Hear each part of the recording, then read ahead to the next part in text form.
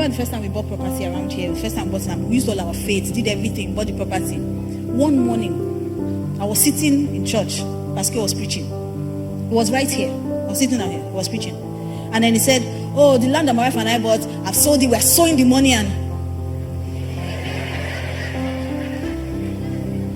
so I first asked, who is his wife?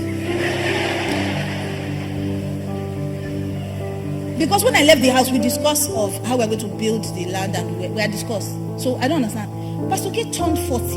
And after we had done everything, done his birthday and everything, I was reflecting. So I laid down and I asked myself, I've been married to this man for a couple of years. He's 40 years old.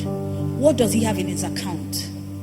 Between you and I, Pastor K didn't have 1 million naira in his account at his 40th birthday. So I called his pastor, called Reverend Femi. I said, Papa, if anything happens to this man now. So Pastor K was the kind of person that would sow money, we wouldn't have a pre-conversation. And he knew that that would not affect me because he understood I understood spiritual principles.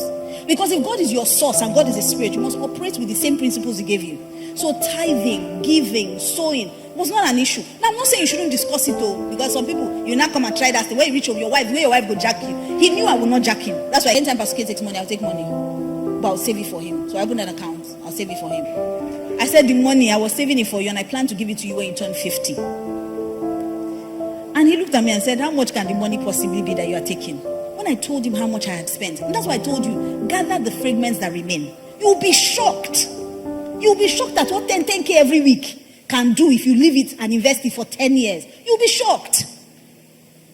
So when I told him how much it was, my husband said, you are joking.